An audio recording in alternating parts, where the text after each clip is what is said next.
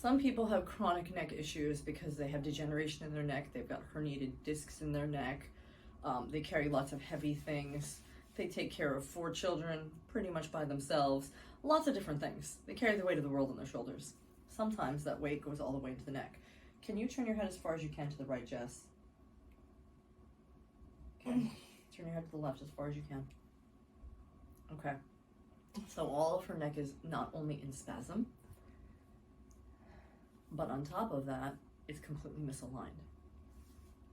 And because of how tight she is, we're gonna throw the kitchen sink at this thing and see if we can make it feel better. It's never just one technique that gets someone better. It's a combination of things. It's a combination of their diet, how inflamed they are, how many chemicals have they ingested, how stressed are they? Because every time you get stressed, you release cortisol. Cortisol drops the immune system. You also, when you're stressed out, release a lot more substance P. Substance P is a neurotransmitter for pain. So if you have any friends or family who are in pain, and you're just really nice to them, you listen to them, you touch them, guess what you actually do? You get their own brain to release endogenous opiates that stop substance P. Just by you being a kind soul, just by you touching someone, you can help decrease their pain. That's why when people go to the doctor, sometimes they say, I just felt better going, if their doctor listened. If their doctor didn't listen, sometimes they're in worse pain. That's also why sometimes if you fall and you fall on your face on your own, it doesn't hurt as much. But if someone else pushed you, it hurts a lot more because you release a lot more substance P, because the emotional component of pain is huge too. Pain is a network sensation. So for example, if I win the lottery and I stub my toe, I don't notice my toe. But what if I stub my toe while I'm watching them tow away my car because it's booted? I'm gonna feel that toe forever because like I said, it's a network sensation. So how do you compete with a network sensation? You throw a positive network at it. What I'm doing right now is I'm just trigger pointing her neck. She needs all really light work right now. I'm loosening some of the muscles of her shoulders because when these tighten up and her upper trap tightens, she can't turn her head as well. Okay. Now I'm just picking up her head to take some pressure off of her cervical spine. Turn your head this way for me. Just up to comfort. Don't go to the point. Stop before that. People love to push themselves. You don't need to. Be gentle with people. Turn this way. Good. And go this way. And go this way again. Something as simple as light traction while turning your head can help her SCM musculature, her levators, even part of her upper trap can relax just a little bit. Stay right there for me. I'll grab an activator.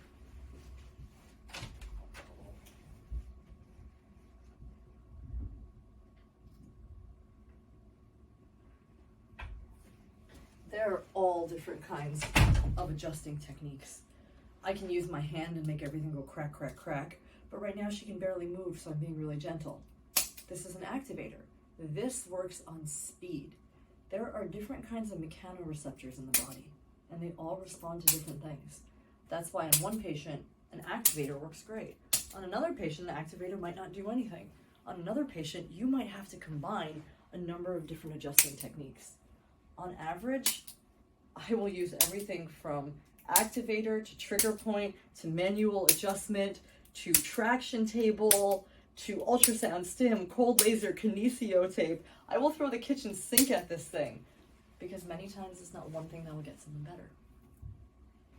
Okay, turn your head to the right. Yep, and she's going further, but she's still at the point. Turn your head the other way. Okay, good. Now also we have our hair down because your hair can weigh you down a lot too, and that can give you more neck problems. But right now I have to ultrasound her, so can you tie this up for me? Thanks. So there's a lot of things, ultrasound is one of them, that by itself, the papers saying that it does a lot don't really do that much, because by itself, it doesn't always work. But what if I do it with a bunch of things? What if to make someone better, it's a whole list of ingredients. To make a perfect soup, you need more than one ingredient. To make a perfect posture, decrease stabilization, this is going to be cold, you need a number of things too. A lot of times when they do studies, double-blind, blind studies, they'll be like, okay, we're going to compare this one modality to a control that didn't get anything. They don't usually do it where you get stim, ultrasound, trigger point, and then the other group gets nothing, because then they don't know which one helped. But maybe that's the key. Maybe it's not just any one. Maybe it's all that help. So what I'm going to do now is actually a combination of ultrasound and stim.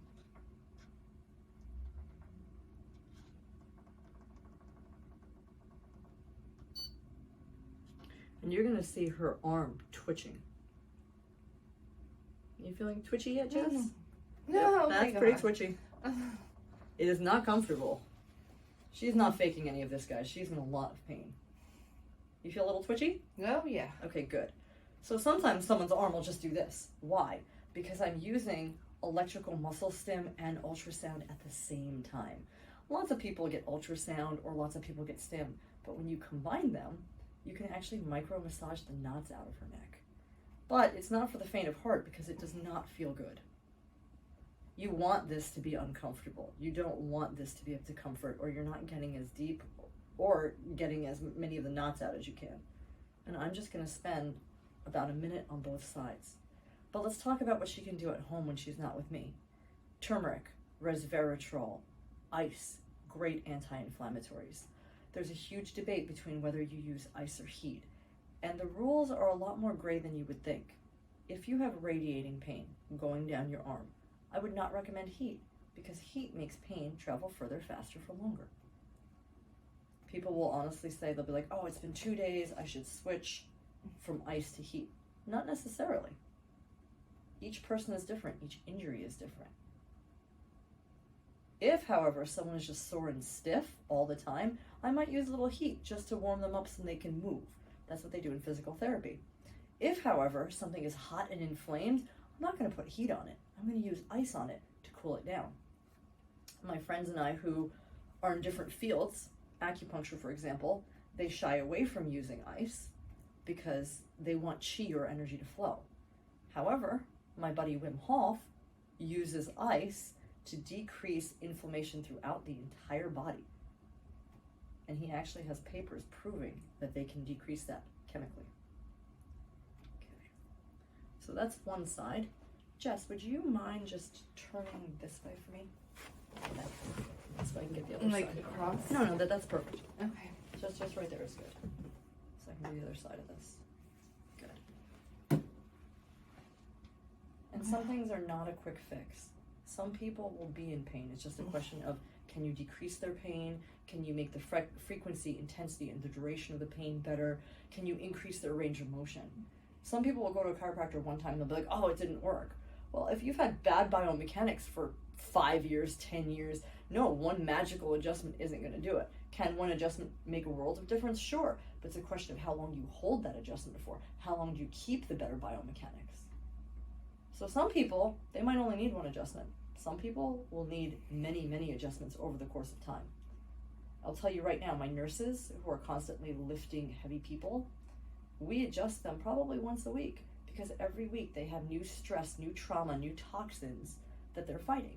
And because the body is dynamic, their adjustments have to be dynamic too. Adjustments aren't that different than exercise. If you exercise once a week and you look for great biceps, you might be really disappointed. If, however, you work out on a consistent basis and you're mindful of what you're doing, you can change things. Posture does the same thing. You can even correct a curve in a neck. Let's say that curve is going the wrong way. If you take care of someone over time, you can do a really good job. We're just going to wipe that off and we're going to see where we're at.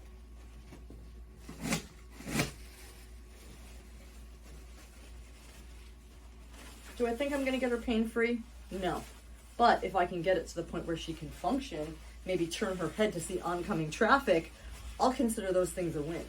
When she's home, she can use BioFreeze, CBD rub, arnica, blue emu oil, tiger balm, and all of these different topicals work in different ways.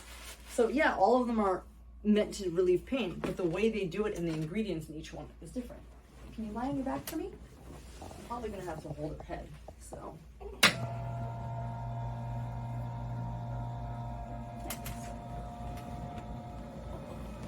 She wasn't able to sleep last night. You alright so far? Yeah. No, you're not, but that's good. Okay. Breathe. Wiggle your toes. Sometimes adjustments are not comfortable, especially when you're in this much pain. Okay? Neither of those felt really good, and they didn't move that great either because she's so tight. So, now I have to trigger point her neck. So you saw me work on her seated, and now I'm working on her lying down because I can get different muscles to relax in a different position. Breathe, Jessica, breathe. She's holding her breath. She's in crazy amounts of pain. Jess, have you had any grip strength problems or Yes. recently? The left hand, remember the finger? Her finger got locked in position too. She also has trigger finger. Sometimes she can't grip a pen. She likes to carry heavy things that she should not. That's another thing. If you have neck problems, compressively overloading yourself, not a good idea. Lifting things over your head, really not a good idea. Sit up for me. Let's see if we got her to move even a little bit better. Turn your head to the right. Do you feel like you're turning any more? Or do you feel like you're turning about the same? Yeah, way more than the first time. Okay, but are you still hitting that point as soon as you turn that far? Not as bad. Okay, and now turn your head the other way. Okay, does that feel, that's still pretty brutal though, right? Yeah, okay. So we've already done that. We're now going to go to cupping her, then we're going to kinesiotape her, and you'll see what the result is. Okay, so we did gua sha on her neck, we cupped her neck, we literally went from the base of her skull to her shoulders all the way down her trap muscle, which is like really low down. We checked her pelvis. Why? Because the biomechanics all the way from her feet to the top of her head can still influence how much she can turn her head. So she's still in a lot of pain, but let's check out what her range of motion is. Go ahead and turn your head only to comfort. Okay, and turn your head the other way. All right, so we improved her range of motion, but her chest is still weighing her down. So we also did some trigger point work on her pecs. We worked on that. There's nothing else to do for her today besides let her rest and make sure she eats right. But now you can see what it's like when someone's in excruciating pain. Sometimes the relief that they get is going to be incremental, like range of motion today. There's a slight less decrease in spasm. But for her to actually feel a decrease in pain, we have to reach a certain threshold because it took her a while to get this bad. So for example, let's say threshold for you feeling pain is here. She had to get all the way there for her to feel the pain. Well, now for her not to feel the pain, we have to uninflame her, adjust her, ultrasound her, stim her, let her rest, let her eat right, ice her down, and then over time, it will come back down to where she doesn't feel pain.